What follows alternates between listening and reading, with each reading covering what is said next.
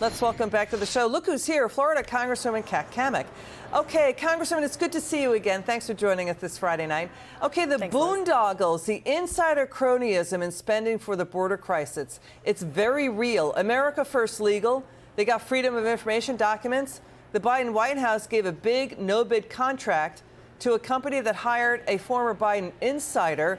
And Congresswoman, that contract quickly quadrupled to $2 billion. It was originally about $530 billion.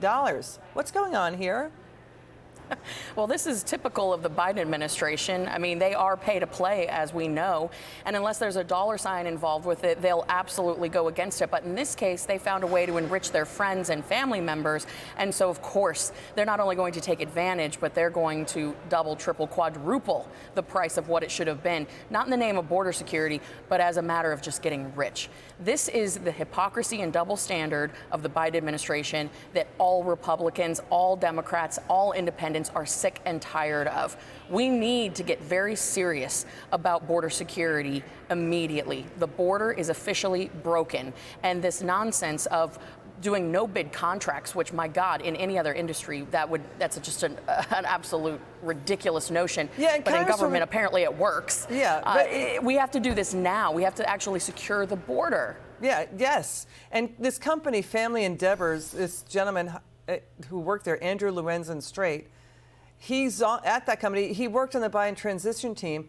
Okay, that $530 million at that time, the original no-bid contract, was 12 times the company's entire budget, reportedly, and now it's charging taxpayers $4,000 per bed? This is just what is so crazy about the border situation. Under the Trump administration, they were actually focused on securing the border, not constructing additional soft-sided facilities that would encourage people to come.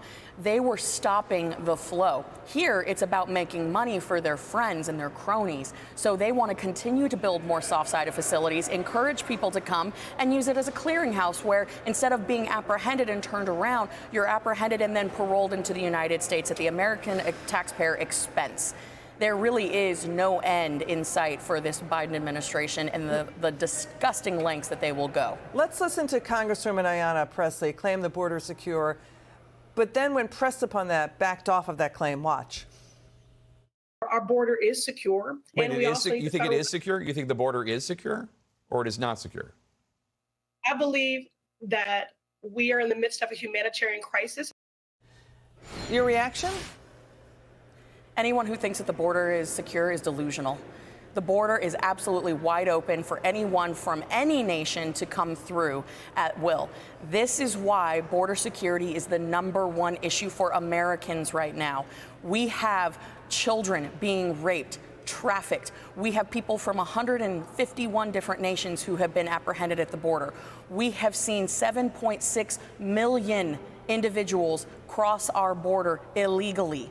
Our Border Patrol agents have been stretched to the max. Now with a looming government shutdown, they will still be required to work but not get paid.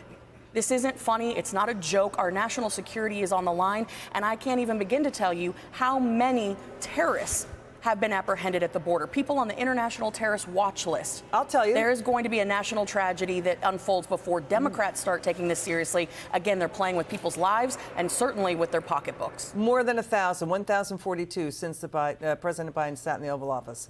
More than about 1,042 terrorists caught at the border. Congresswoman Cammack, thanks for joining us.